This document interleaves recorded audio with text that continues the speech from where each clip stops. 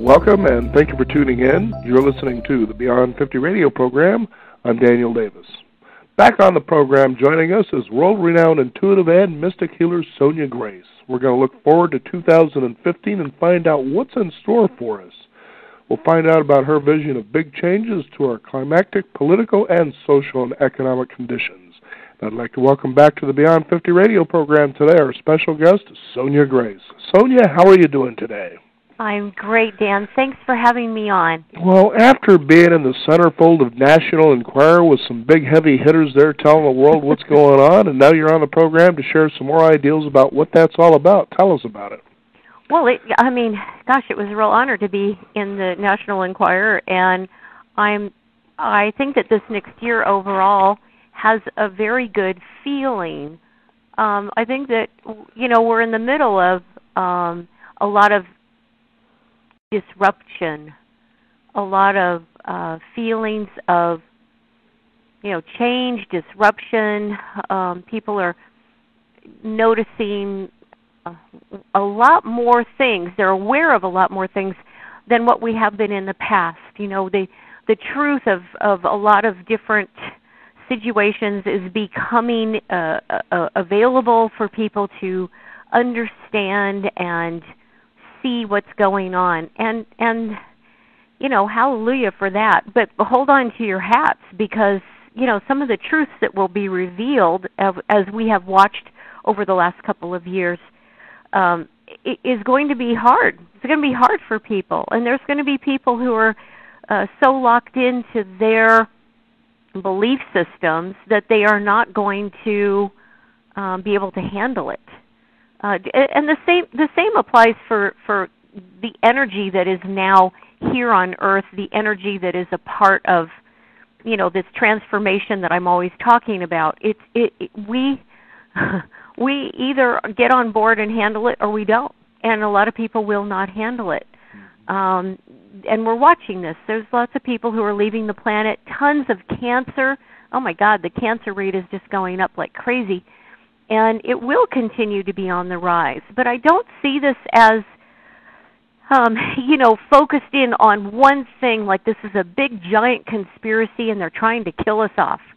I think that we're killing ourselves off. I think that humanity is so polarized in either being the victim or the perpetrator, that we have set this up for centuries, over and over and over again. Oh my God, the Romans are coming. We're the victims because we're running and we're not Roman. Mm-hmm. we're setting this up constantly, and we just watched it totally get set up with the whole thing that happened in France. And gosh, it is something that our society, as humanity as a whole, cannot seem to break free of, and that is playing out those two roles. We're either the victim or the perpetrator. So I see this changing over this next year. I see 2015 being a bit of a, kind of an enlightenment of issues for people. The economy looks great. I don't see anything but the normal dips and dives in the economy. Mm-hmm. And I feel that with those financial highs and lows, we're going to really start to maintain more of a balance. And that goes for the whole world, the world economy. So do you feel that the future, when it comes to the health for humans, is going to be iffy, or what do we see? Absolutely. I think it's very iffy, because what I'm getting as far as, like when I ask my guides what's the big message for 2015, this race for oil, the race for having power, who's got the most oil, who's in charge of this market, that market, it's going to switch. It's not going to be about oil. It's going to switch to water. And that's where it's going to get very dicey for people, because there are places in the world where people are dependent upon water sources that are completely polluted.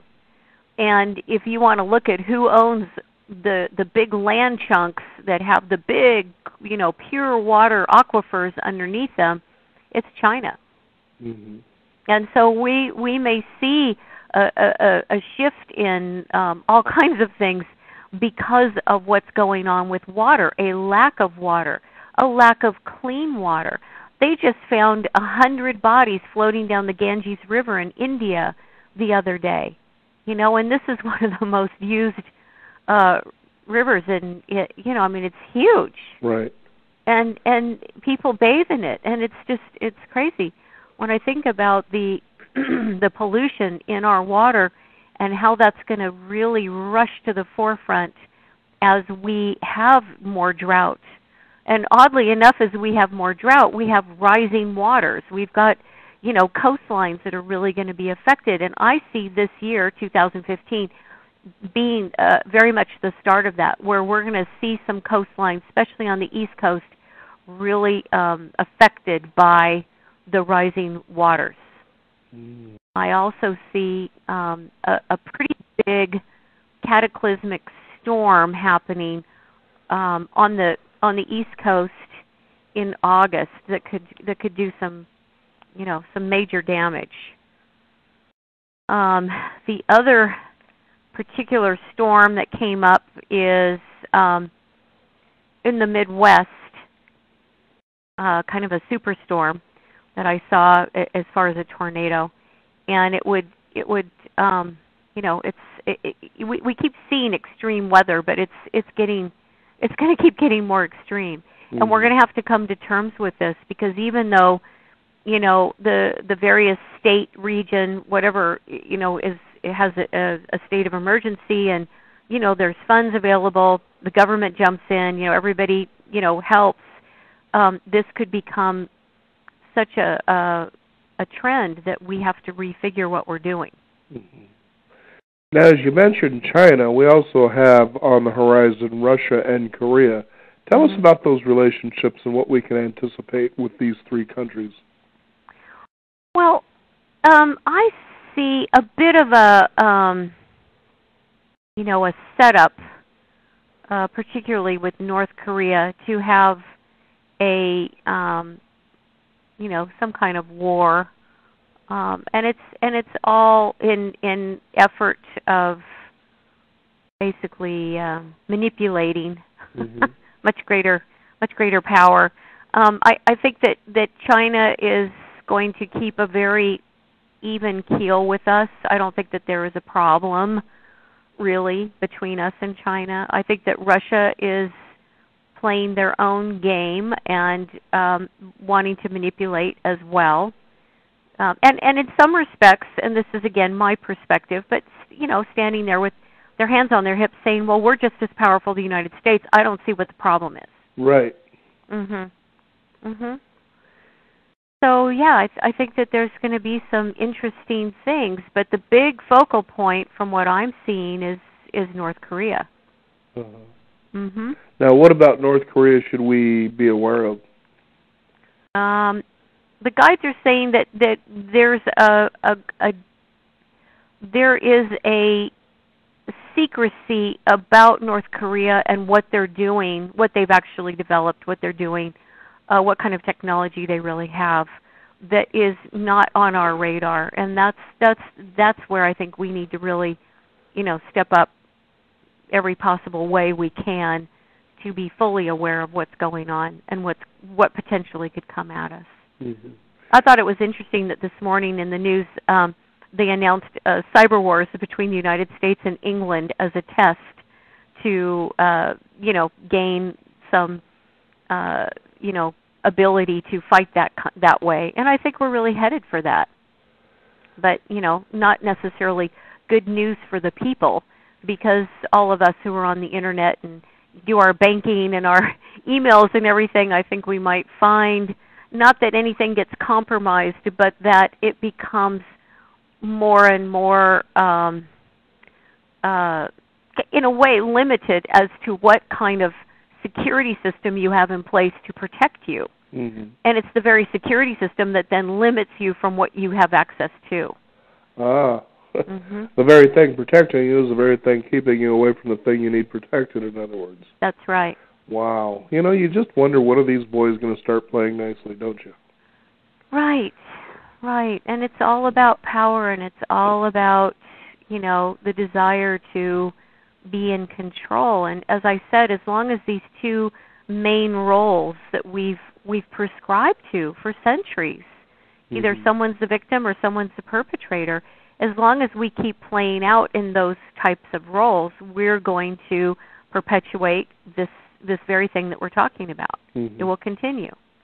Now, you were mentioning earlier in the program about superstorms, and I remember when you were on the program back in 2011, and I know that's going 4 years back, but you were talking about a mini ice age that was coming upon us, and it's fascinating to see how, especially in the Midwest and the East Coast, that was completely true, as far as the extreme icy weather patterns are concerned.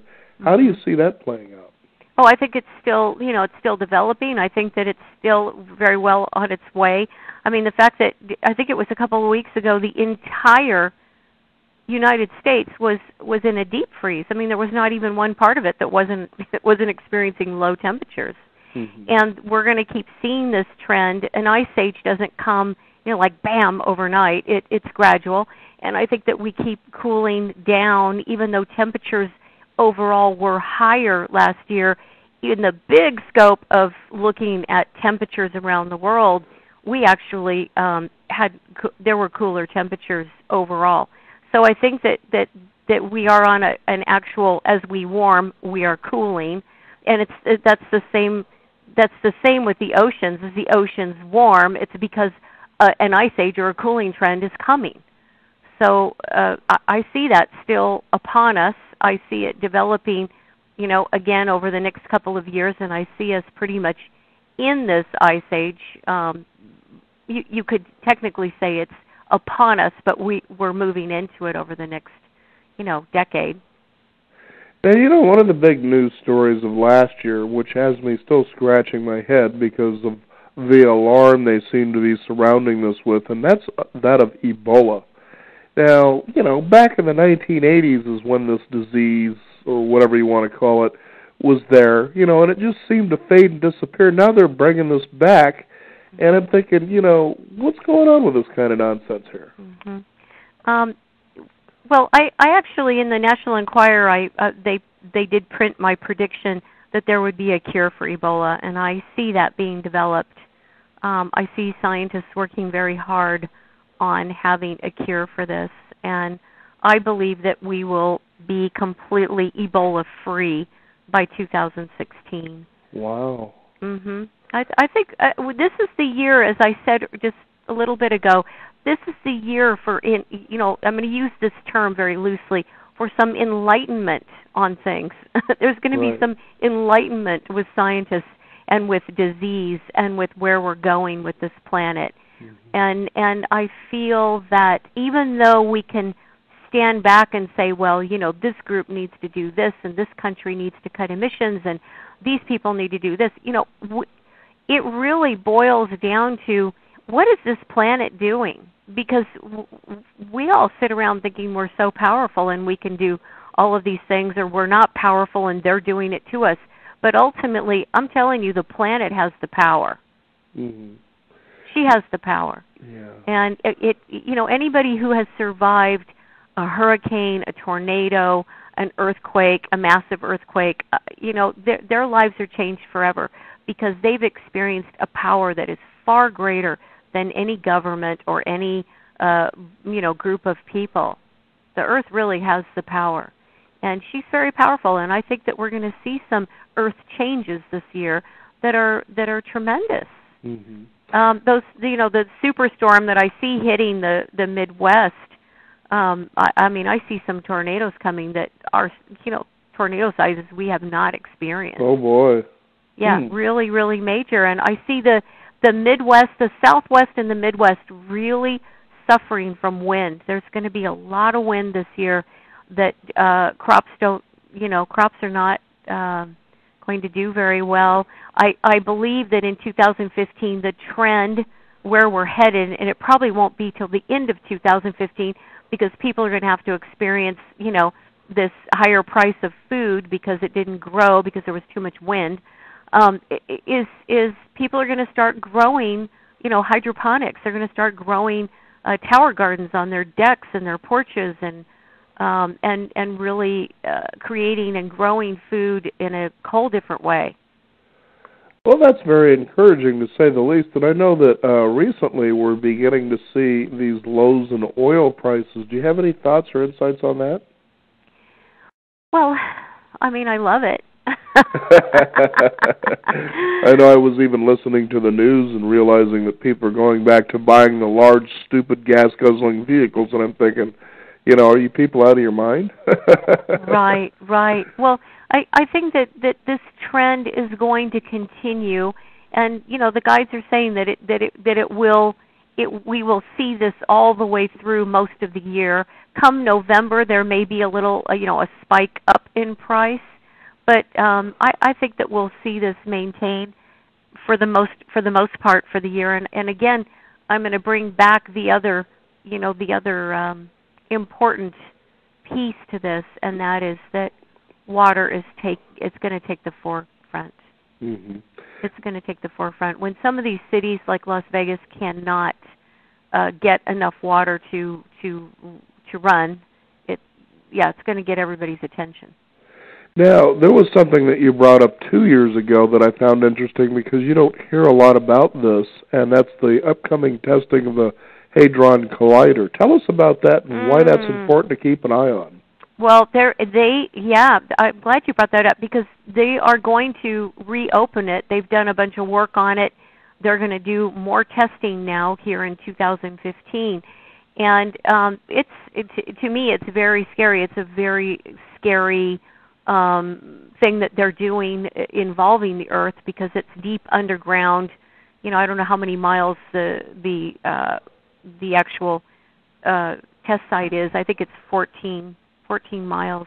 But it's scary, because they're running such a high volume of energy underneath the Earth that many scientists in the world believe that ultimately this could turn the Earth into a black hole. That's how dangerous this is. And the fact that they're going to start retesting again this year, I feel is really it's a gamble with humanity. It's a gamble with this planet.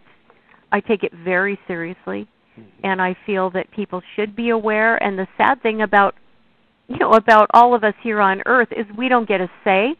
You know, this is on the border of Switzerland. We don't get a say in this. Nobody gets a say in it, let alone not many people know exactly what they're doing. You have to be, some kind of astrophysicist to understand even what it is they're trying to accomplish. But it's, there's a lot of things we can go back in history and say, oh, yeah, scientists said that was safe.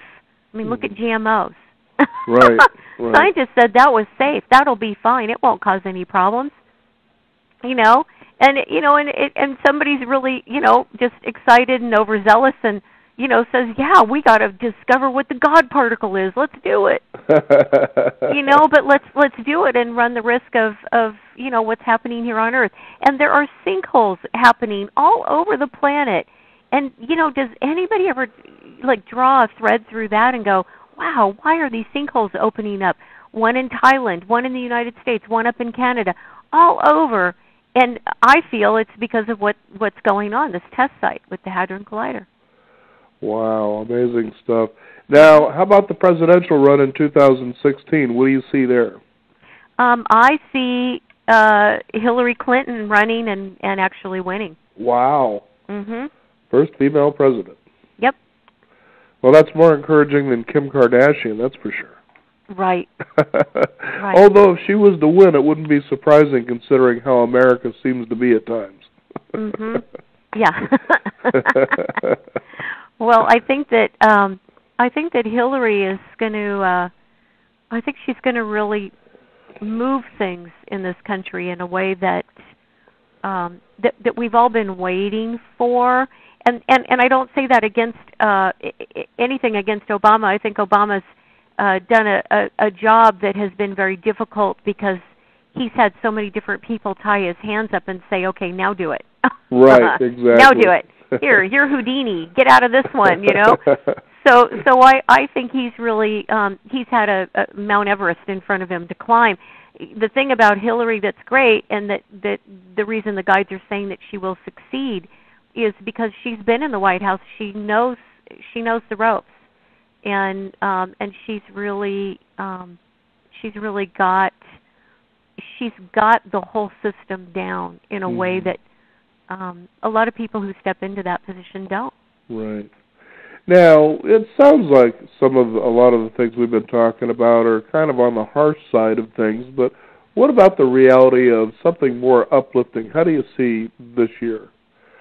Oh, I see this year as being fantastic. I think it's going to be really good for people in terms of, again, having sort of that light shined in on, health matters, and people really learning more about how to heal themselves and how to take better care of themselves, how to grow a tower garden on your porch and eat organic, and just overall better health in amidst what I said earlier, which is, yes, there's more cancer, yes, there's more illness, but this is the changing of the guards.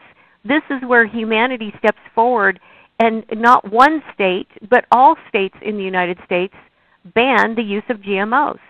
It's like people are going to have to become proactive in their health and well-being.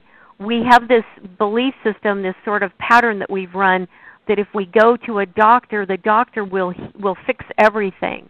And yet, really, for the doctor, they might know more of what's going on with your symptom, but it's a crapshoot for them, too, because, it could be this, but then it could be this. So now we're going to have to send you to a specialist and let them figure out, is it this or is it this? And so it goes on and on and on. And this is a time, 2015, for people to start taking more responsibility for themselves, for their health, for their lives. And the people who choose not to, the people who want to remain victims and say, no, I'm really comfortable being in the dark. I don't want to know this stuff. I really don't want to know that there's UFOs and there's aliens. That's just too much information. Those people will choose, inadvertently, probably to eventually leave the planet, maybe sooner than later, because their time has come to an end. It's like we all have different cycles and different things that we have to do here on Earth. But part of 2015 is a deeper truth coming to the forefront. And this is going to be a hard pill to swallow for some people, and for other people, they're going to be cheering and going, yay, finally validation for all the things that I've been feeling. Well, that's definitely encouraging, especially when it comes to people taking responsibility personally for all matters in their life. It's easy to stand there and point a finger and say, well, this is what's wrong with the country. It's because of these people over here. But, as we've talked about constantly on the program here, the biggest way that you can vote is you vote with your wallets. And, when you talked about GMOs earlier, in Europe, for instance, they've banned all use of GMOs. And here in the United States, we're puddling around with the idea of, well, we're trying to at least get them to label on packages what is GMO and what isn't. It's like, no, do you understand? No GMOs. There's a difference there. Right. And I do see that happening. I see it being voted on again, but, from what I'm getting, and I hope it's sooner than this, I'm really hearing that it's not going to be fully recognized and banned until, several years down the road. Wow. The United States is really going to drag their heels on this because there's way too much money tied up in, those companies that are producing this. And it's unfortunate because it usually takes cataclysmic events for people to recognize how far off track they've become. One of my favorite stories when the financial market crashed years ago is the head of some bank, who lost his job, was living in Florida, and the only job he could get was delivering pizzas. And I just thought, that's beautiful, because what that guy learned is that it doesn't matter what the job is, it doesn't matter what the income is. What matters is, what you're doing to make a difference in the world, what your energy is. What are you giving to humanity and to this earth? What are you giving with your energy? And apparently from the interviews he did, it was very powerful. It was a really powerful lesson for him. Another woman who was a client of mine, she lost her job. She was also in banking, and she started a community garden and was so happy. So happy. All these people were a part of the community garden, and she was heading it up. And this is the things that I hope people can realize before a cataclysmic event. No doubt about that. Such a wonderful time to have you here on the program and share with us. It's going to be kind of crazy, but at the same time, it all sounds good as well. What is a website people can go and find out more about you and your work? It's Sonja, Sonja, Grace, GRACE.com. You can find me on Twitter at Sonja Grace Guide. You can find me on Twitter at Spirit Traveler. You can find me on Facebook, Mystic Healer Sonja Grace. You can find me all over the place. She's everywhere you need to be. So be sure that you're there with a squared away head and ready to go and see what you can do in this world to make the world a better place, especially in 2015. Sonja, thank you so much for joining us here on the program today. Thank you for having me, Dan. It's great to be here and talk to you. Thanks. You bet. We want to thank you, the listeners out there, for tuning in. Remember, you can make your future as bright or as dim as you choose to. All you got to do is make a choice. So be sure the choice that you make is one of responsibility and definitely of compassion for others. Be sure to choose to visit us at our website at Beyond50Radio.com. That is the number 50, and become a Beyond 50 e-newsletter subscriber. It's absolutely free. I'm Daniel Davis. Thank you for tuning in. This is the Beyond 50 radio program, and remember, live your day past halfway.